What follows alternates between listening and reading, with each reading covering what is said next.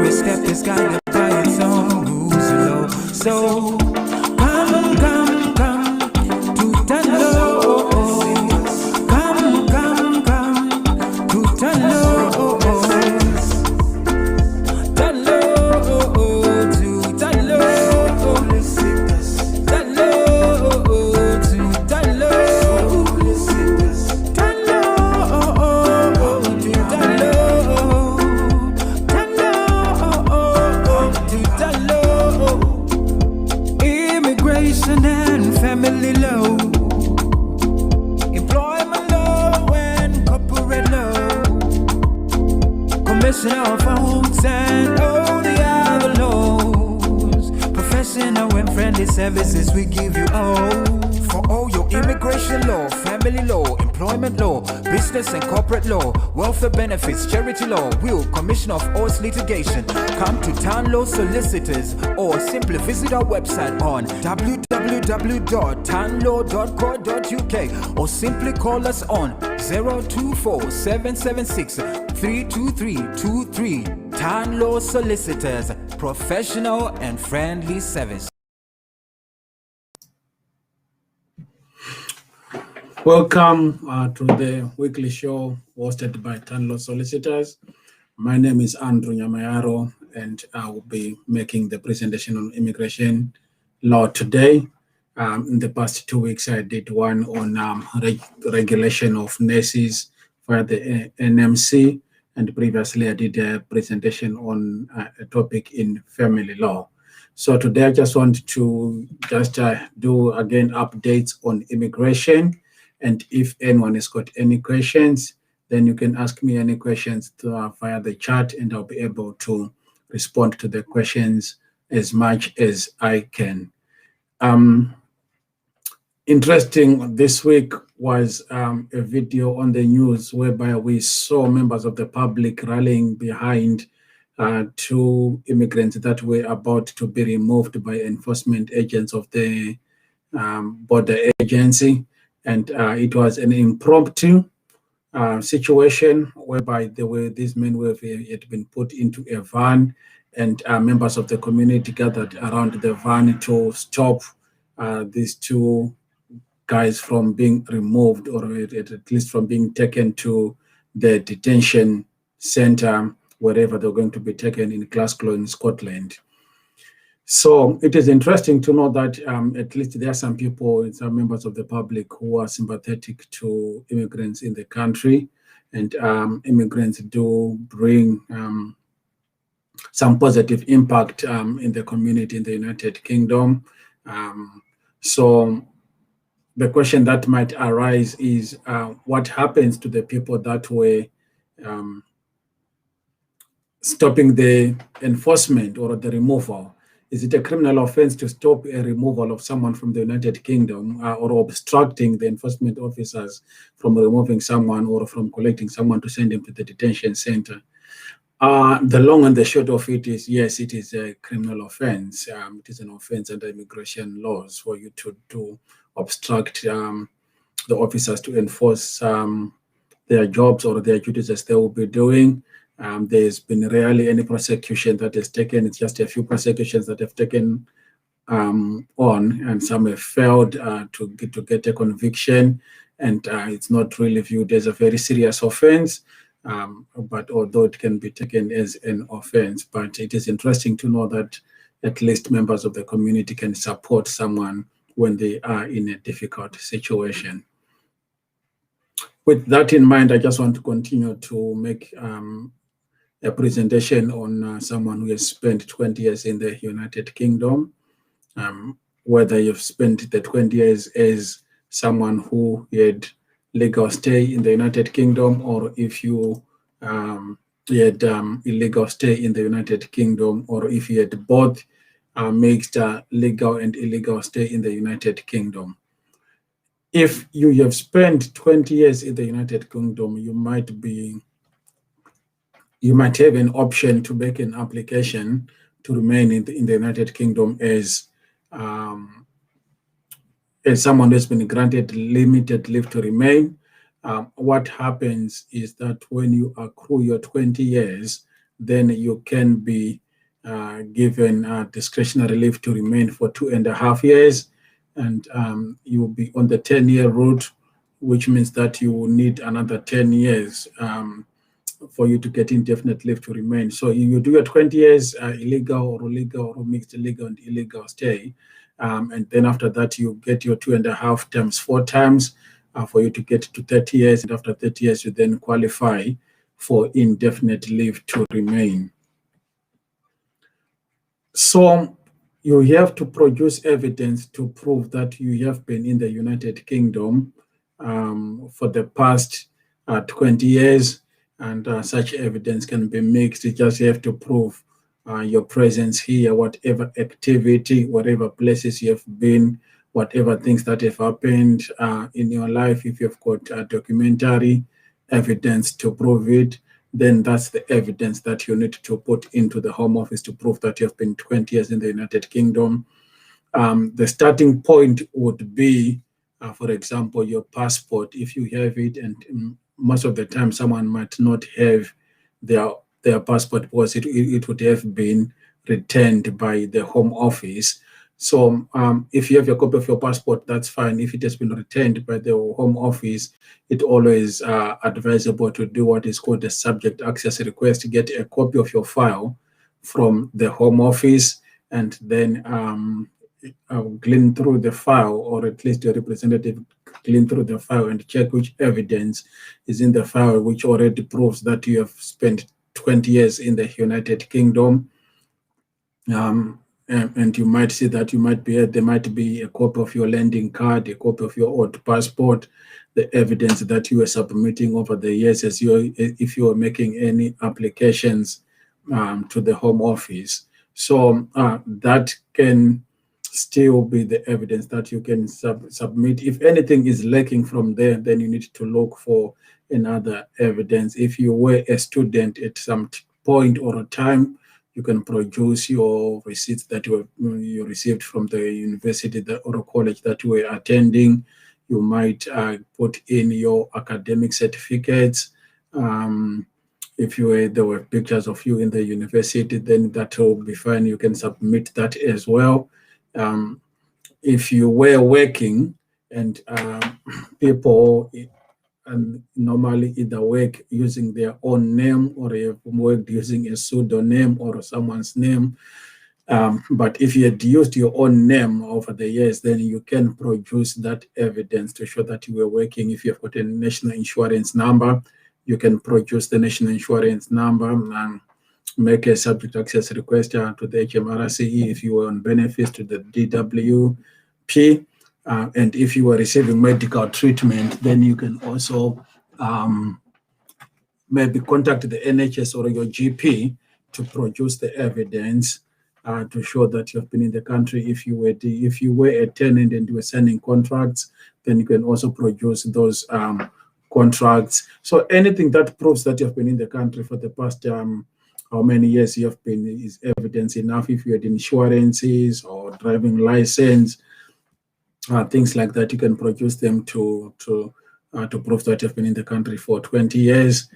However, if you've been in the country for 20 years and part of it you were in prison, then the period that you were in prison is discounted from the 20 years. So if you're in prison for 2 years, then you need to do 22 years.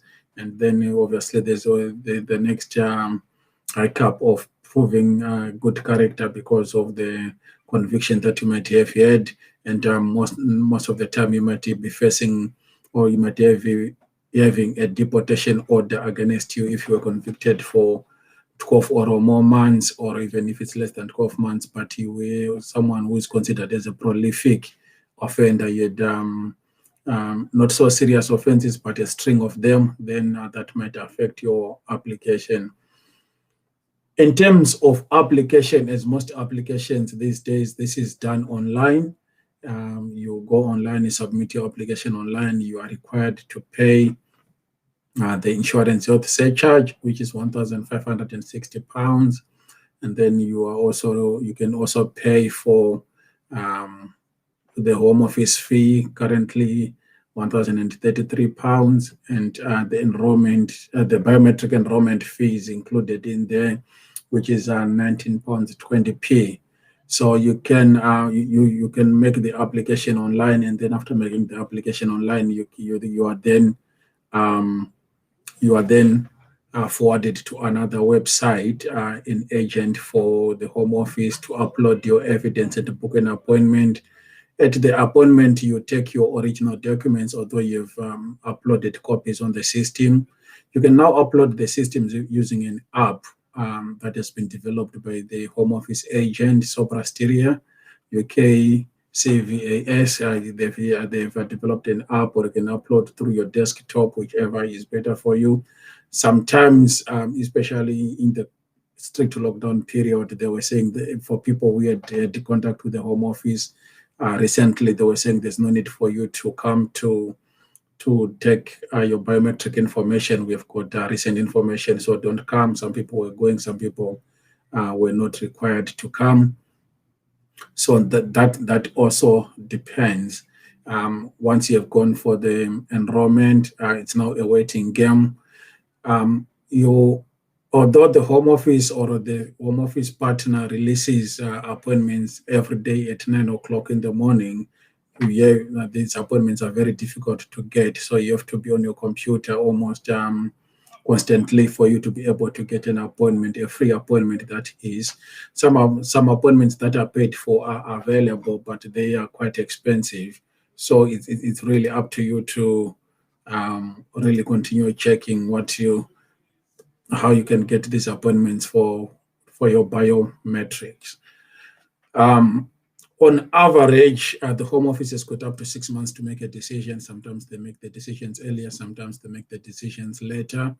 But a period of less than 12 months is not really considered to be much of a delay by the courts and so forth.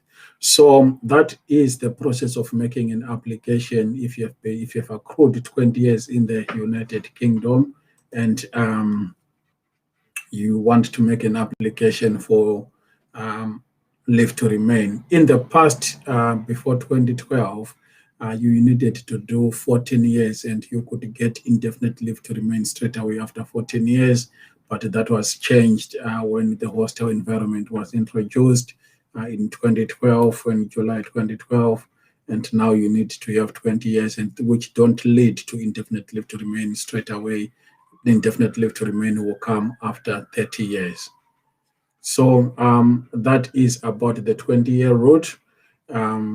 If you cannot afford the Home Office fees, then you can apply for a fee waiver. For example, maybe it's a family of 6 people, 2 parents and 4 children, and you have been living in Home Office accommodation, or obviously you're not required to work, you're not allowed to work, and you've not been working and so forth. As long as you cannot afford and it can be proven, you can apply for a fee waiver. And when you apply for a fee waiver, the fee waiver application goes in first, and then if the fee waiver application is successful, then you will get a code that you then have to input into your application, and then your application would then be processed as usual or as normal. So that is the process of doing an application on the basis of 20 years. Whilst I'm on that topic of long residence, if you've got children that were born in the United Kingdom, or that were born outside the country and they've come to the United Kingdom and they've spent at least 7 years in the United Kingdom, they can make an application, and you can also make an application as a carer of that child who has now established private life in the United Kingdom on the basis of having been in this country for 7 years or more. If your child was born in the United Kingdom and has now spent 10 years in the United Kingdom, then that will be a basis again for making an application for naturalization of your child. The courts have ruled that the fee that is charged by the Home Office is unlawful, but the Home Office have since maintained that fee. In April, they maintained that fee. We thought that they would reduce it or even remove it, but at the moment, the fee is still there. So if you have got a child that needs to naturalize, a fee is still applicable off my head, it should be around £1,000 to naturalize a child. Again, you just need to produce evidence to show that the child has been in this country, has not left this country for the 10 years, or if they left the country for the 10 years, it's within the limited periods that is allowed by the immigration rules. So a child can make an application to register or to naturalize as a British citizen once they do 10 years in the United Kingdom. Again, an adult can also get a settlement when they've done 10 qualifying years of long residence in the United Kingdom and they've not spent, I think, 580 days within that period outside the United Kingdom and 90 days in the year preceding.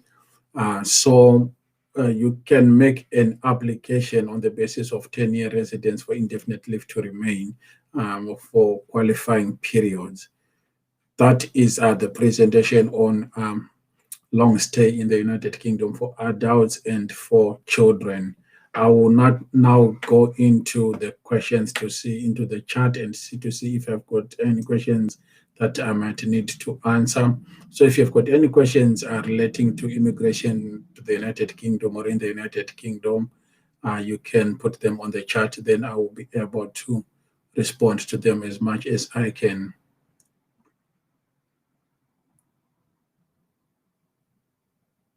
Is it possible to change a visitor's visa to work visa when I'm inside in the United Kingdom? Ordinarily, you cannot change a visitor's visa to any type of a visa because you are expected to return to your home country within the 6 months before they expire. There has been a relaxation or a latitude of the law during the lockdown period, but the government is constantly reviewing this.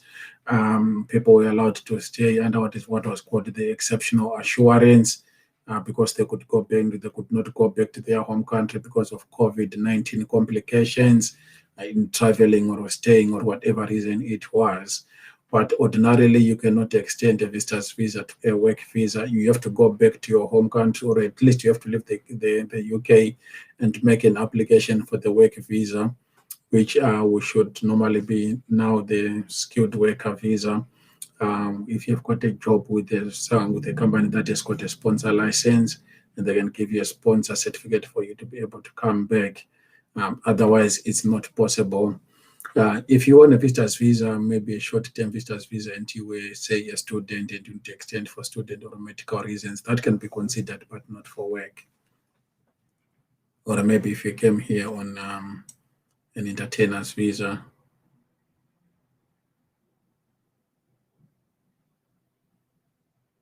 What about if you have 20 years in the United Kingdom and 2.5 under family life? If you've got 20 years in the United Kingdom, you will get, you are eligible for a 2.5-year visa, which you must renew about 4 times to make it 10 years. And after the 10 years, that's when you can get indefinite leave to remain. You cannot get the indefinite leave to remain straight away. I normally get asked that how can I make this period shorter? So maybe if you get your 2.5 years and you've got the resources and the money, and maybe you are married to someone, for example, you can immediately switch to a spouse visa.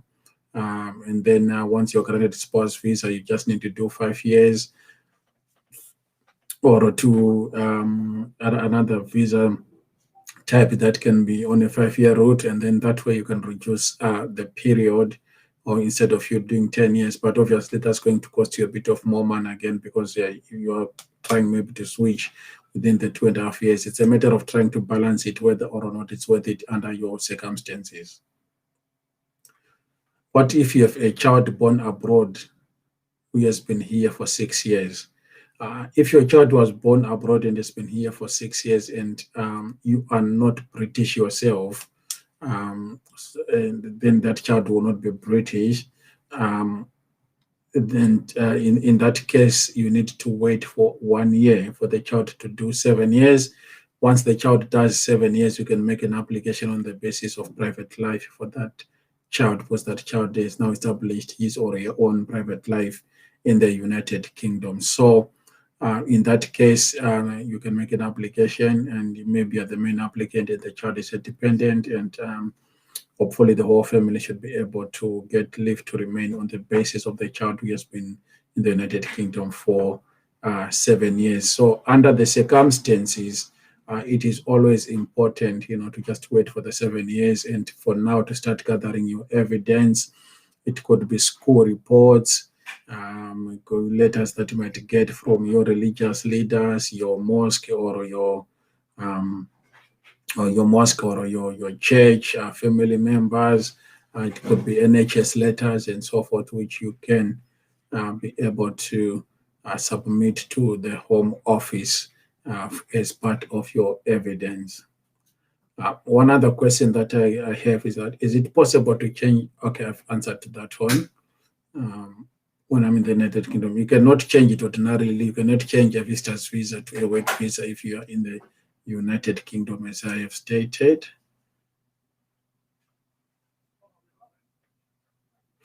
What about if you are an asylum seeker with a British child?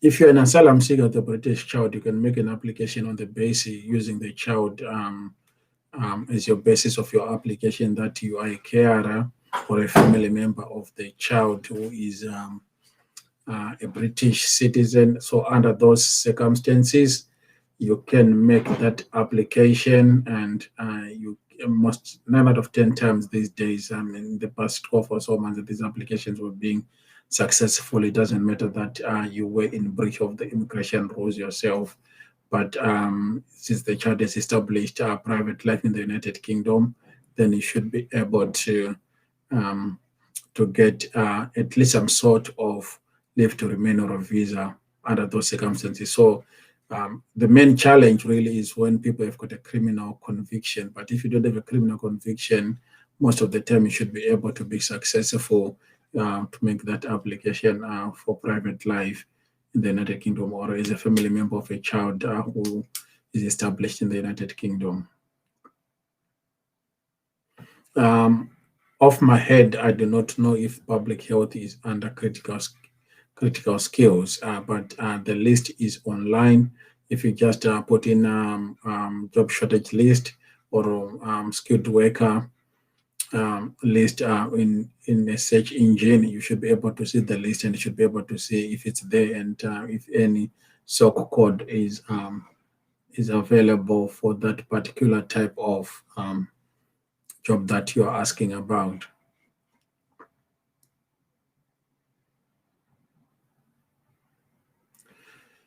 If you are using a carer's visa, is it possible to convert to nurse's work visa? Well, if you are here because I think you are referring to the health and social care visa, where nursing auxiliaries, senior support workers, and nursing home managers and so forth can come in the United Kingdom. If you are on that visa and you do meet the requirements of a nurse, because when you're a nurse, number one, you need to have to quote the qualifications of being a nurse, and then you need to do the course that you need to do in the United Kingdom, get an employer, meet everything, maintenance man and so forth, unless if your sponsor is rated AA, and I'm saying AA, I beg your pardon, is an A-rated sponsor, then you can convert to a nurse work visa. So if you meet the requirements, then yes, you can swap to a nurse visa. If you get a job offer with someone who's got a sponsor license, or presumably you will still be on limited leave to remain for you to switch to that. I have a child born here who is 5 years old, and I've been here 19 years and married indefinite leave to remain, wife for 10 years. What options do I have? There's a lot of options in that questions.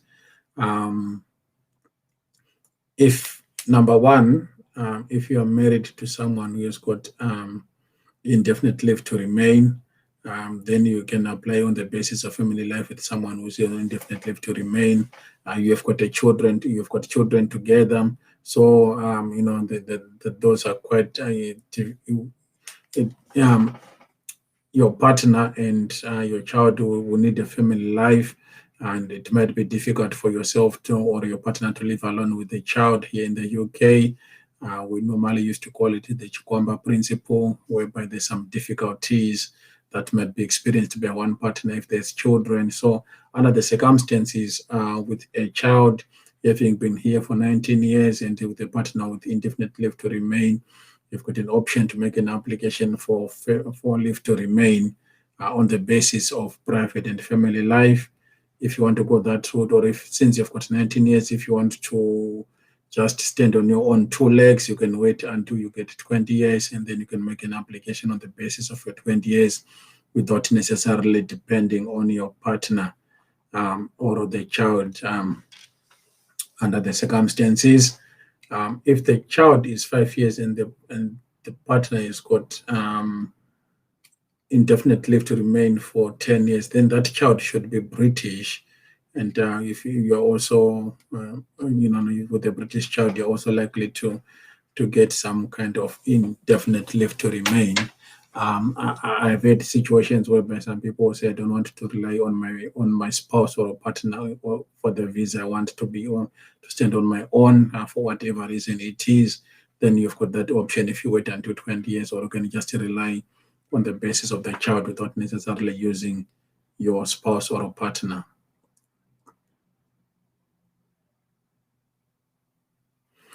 And the post-start visa started, or was introduced last year, was announced last year. It's starting for this year, so it will start for this year in September. And once you finish your studies, you then can apply for the 2 years under the same conditions that were there when you were studying. So I think people who are doing the registrations now, or we are studying now, and for the September intake will be eligible for the post-study work. You can continue to work. You can establish your own business. Your family, which is here, can also continue on that visa. So it is a good route. You can just have to do, I think, a minimum of 12 months on the study that you have, and then you can get the post-study visa. So the time frame is not very long, at least 12 months for you to on studies, and then an additional 2 years, which you can get to get your experience. And hopefully within the 2 years, you should be able to get another route to swap or to change your visa from that visa, the post-study, to something else.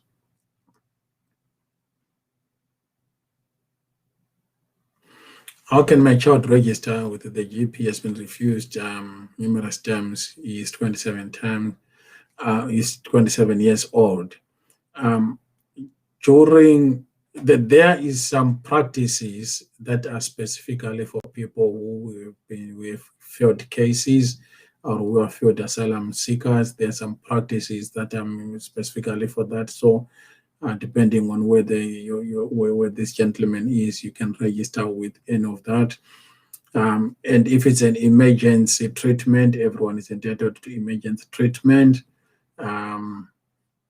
And if that person has got some serious medical problems, I would say maybe the person can consider making an application on the basis of Article 3 and 8, and then maybe go to the refugee center or the migrant help, apply for a HC2 certificate, or maybe just submit a further submissions if that person is a further asylum seeker, or just make further submissions if you've got a further asylum seeker or a human rights case has been refused, and then you can apply for an HC2 certificate for you to be able to access the treatment or medical facilities. So if you go to the Migrant Help Center or the Red Cross, they should be able to help or to send post you to where you can go to get the treatment.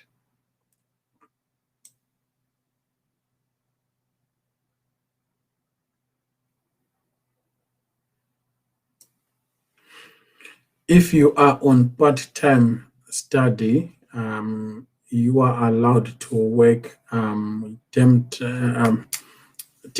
You're allowed to work 20 hours, and then off term time, I think you can work as many hours as possible.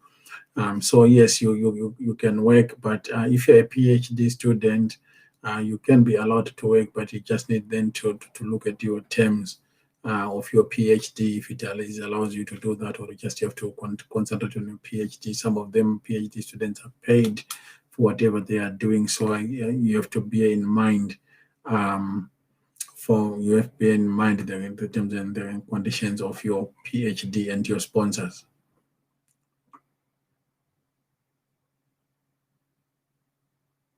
Can you apply for indefinite leave to remain if you have been on a spouse visa for 5 years without the spouse relationship just ended before the 5 years?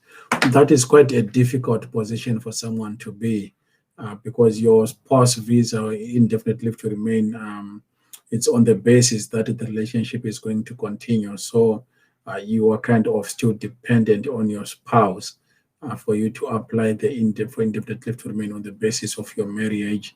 Because your spouse will have to produce evidence, their financial information may be relevant, and confirmation that the relationship is still going on. So that can still be a difficult position for you to be.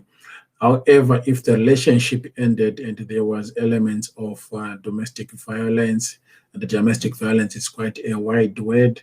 It can be domestic violence on the which is psychological, sexual, physical, um, any type of domestic violence, then and you've got the evidence to prove it. You've been doing it, you have police reports, you've been to the GP or a therapist or a counselor, to your pastor or imam, and things like that. If you've got such evidence, you might make an application for indefinite leave to remain on the basis of domestic violence. But if there was no domestic violence, then you have to look for other options to make your application as your relationship is broken down. And maybe if there was no any domestic violence and things like that, 9 out of 10 times, maybe your spouse would have written to the Home Office telling them that they are no longer with you and they don't support your visa application anymore. Do we assist with NMC registration? I think with NMC registration, you can normally do it yourself. And it's as long as you meet the requirements. We don't assist with NMC registration. However, we do assist with regulatory law. So if, for example, you are facing a fitness to practice hearing with the NMC, or a fitness to practice investigation, we can assist you to make representations to the NMC and maybe to also represent you in the hearing. If it goes for a tribunal hearing, we can assist you. So anything to do with employment, things like unfair dismissal, unlawful deductions of salary, discrimination, whistleblowing, regulatory matters, NMC, and other bodies, we can help you with those ones as well.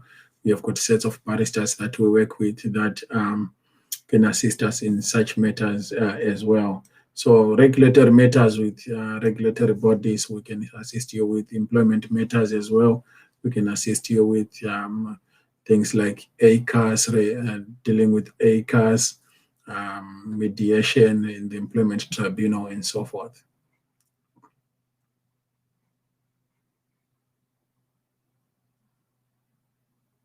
I'm a failed asylum seeker waiting on further submissions.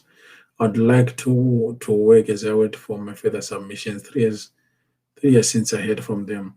So if you've got an outstanding application for further submissions or an asylum case, then you can write the Home Office and seek permission to work. They can give you permission to work, and the permission that they give you will be to work on the job on a job that is on the skilled job list. So you can just work on that. I beg your pardon. You can work on the jobs that will be on the list that they give you, which is the list is always available online anyway. So make an application for permission to work. What about if you were a student for 7 years and then 13 years as an asylum seeker? Do you qualify for the 20 years? Yes, you do qualify for that. So because your 20 years is, however it was, you might have been illegal or legal or both legal and illegal. So under the circumstances, you had a legal stay and then part of it was an illegal stay. So you do qualify for the 20-year route, subject to the evidence that I discussed earlier on. So you can qualify to make an application on that basis.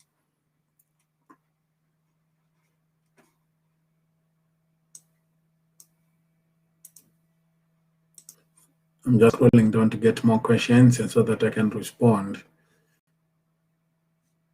Can I apply for spouse visa for my husband in Zimbabwe? I've just started full-time employment, earning over 30K per annum. If you have just started employment, you are in a bit of a challenge unless if you're just starting initially as well. If you are switching a job from one company to another company, you can maybe produce your evidence for 12 months, 12 months pay slips, 12 months bank statements, and your letter from your employer and so forth to show that. But if you are just starting, then you need to do 6 months before you can make an application to bring your husband from Zimbabwe, and he also has to meet the other requirements, because the other requirements that he has to meet, he has to do the English test, he has to be tested for TB, you have to prove your relationship, you have to prove the financial income, the communication that you do, and so forth. So the main thing really is your income is good, it's 30K, because you need to be earning a minimum of 18,600 to be able to bring your spouse under the financial requirement. So the only thing is that you have not accrued enough time. They need you to do 6 months minimum of employed work for you to qualify under the immigration rules. Unless if there's any other reason why under human rights you want to make the application as soon as possible. But you have to prove exceptional and compassionate circumstances and things like that, which might be bit difficult. And if you can wait, while he's doing the other things to qualify to come to the United Kingdom. Can you apply for British citizenship if you've got points on your driving license? If you still have the points, I'm sure you're not yet rehabilitated, so you cannot. It was habilitation. I think it's about 3 years for a fine, and I think 3 points more for that. So if you still have the points, I think you're still within the 3 years. So I wouldn't advise making the application. It might be refused, and I use the word might. It might be refused unless if you want to submit it and to do a cover letter and a statement to explain your circumstances. Then with naturalization is the discretion of the Secretary of State. In your discretion, she might grant you, but it's a challenge if you've got your points or you are still under rehabilitation for any criminal conviction that you might be having.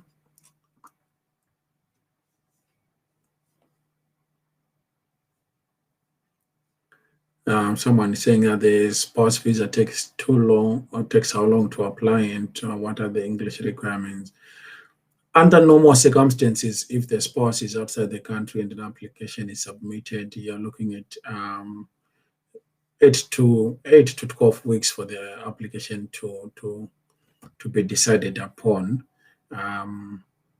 And they used to be the fast track route where you pay an additional £800 for them to make a decision within 5 working days. It was suspended under the COVID period. I think it has started to come back in other jurisdictions bit by bit with other agencies. So you just need to check with which country you are applying from. You might have the fast track back on track now. But under normal circumstances, you're looking at, say, about 8 to 12 weeks, although it's really supposed to be 30 days, 30 working days, but it doesn't normally go that way. It takes a bit longer than that. So, and the English test should be from an approved provider. So if they go to the British Council or another approved provider, then that should be fine. If they don't want to write the English test and they've got another qualification that they've got a degree or a diploma which they want to be accessed. The organization used to be called NARIC that used, I understand the name has changed now. I don't remember it off my head, but they can have it assessed, and then if they meet the minimum requirements, then they can use that instead of the English test. If you travel to outside the United Kingdom for a period of about 2 weeks, you still qualify for the 20 years. 2 weeks is quite a short period. You should be able to qualify for the 20 years, even if you traveled reasonable for, I mean, most people might say in a year they travel a month or 2 months outside the country. So I think you should be able to qualify for the 20 years. It's reasonable under those circumstances. I've got another question here. What is it saying? The other question that I have is someone has got a niece just turned 18 this month, and she has been responsible for paying for her fees.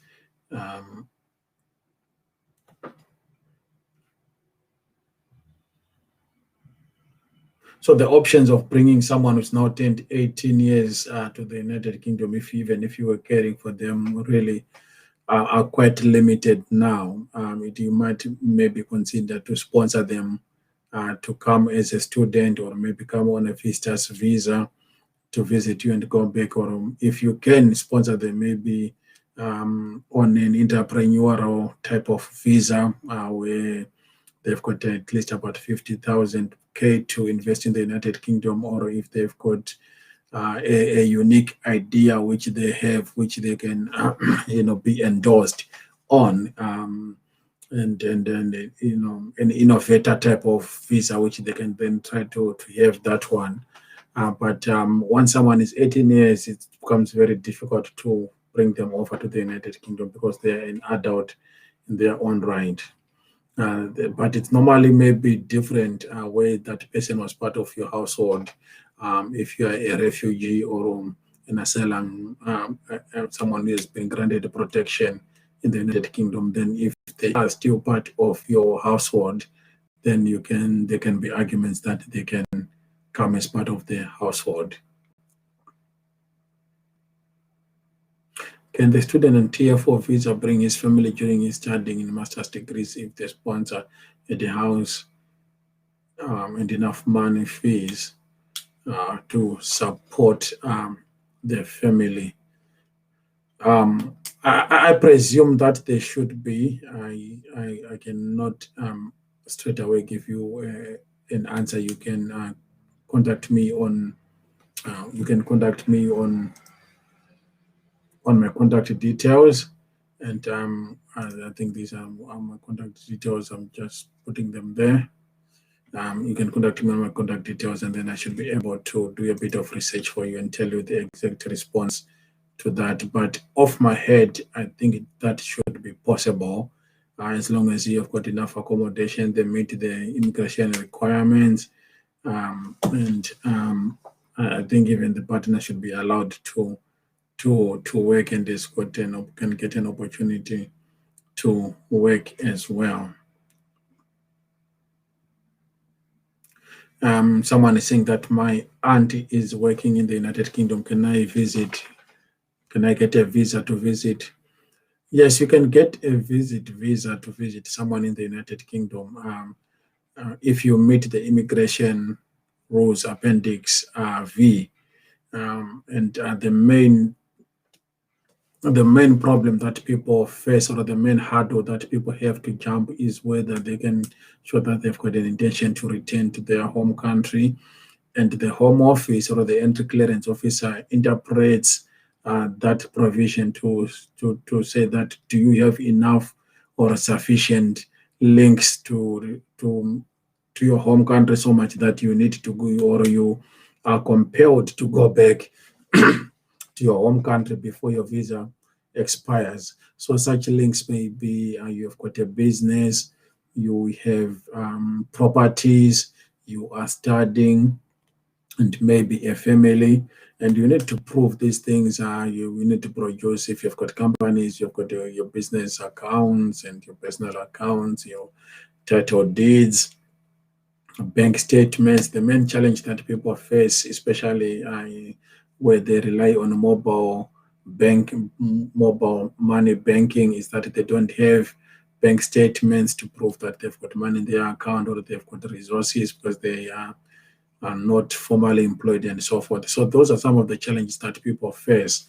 But if you've got evidence to prove that you've got intention to return to your home country, then there's no reason why your auntie cannot invite you and it's accepted. She'll have to do an invitation letter, and then she has to show that there's sufficient accommodation for you to come and stay without any recourse to public funds. So yes, it's possible for your aunt or your friend to invite you. You can even come to the United Kingdom only to visit if you're a tourist and you want to visit London or Scotland, or you want to go and see whatever part of the United Kingdom that you want to go and see. That is quite possible, depending on the evidence that you have and that you can submit. I think I've been able to respond to the questions that have been posted in the chat.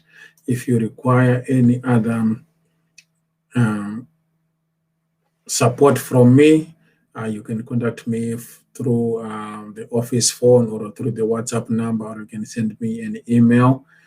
We are based in Coventry, and we are doing virtual appointments for people who because of the COVID-19, 99% of our appointments are virtual, over the phone or a video, on Zoom or Google Meet or Microsoft Teams, Skype, and so forth. So we are very flexible in the way that we are dealing with clients. You just scan and email us your documents. We don't just do immigration. We have got employment solicitors, civil litigation, people who draft wills, people who do with regulatory matters, immigration, and so forth. So whichever, if we cannot assist, then we can signpost you to the relevant people. So we've got firms that we can also signpost you to, whom we have got confidence that they will deal with your case in a good way. I want to thank you all for your participation in today's program. I'll just take two more questions from the chat, and then we'll come to the end of our program today. The question is, do you assist in getting foreign workers for a business registered in the United Kingdom under the new laws of the healthcare professionals? Yes, we do assist businesses that want to employ people from outside the United Kingdom. We do have clients that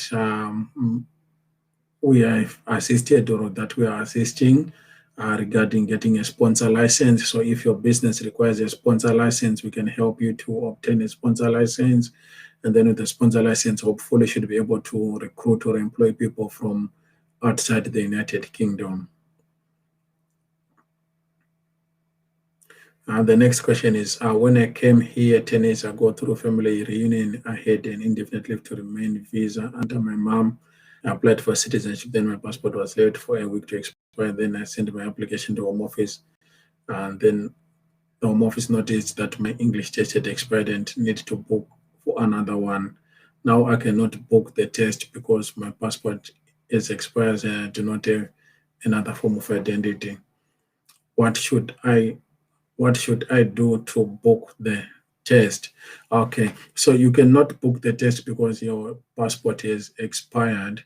I'm not so sure if you've got a biometric card, which you can use as part of your ID, or maybe try to apply for another passport. But if you've got a biometric card, I think that should be acceptable, or at least a confirmation from the Home Office, a certified copy of the passport with the Home Office, that should be able to resolve the issue. But however, you can get in touch with me privately, and then I can have a look at your case in detail and then we can see how we can deal with it off the platform. Thank you so much, everyone, and I will meet you next week when we've got another topic that we might discuss. And stay safe and be blessed. Thank you.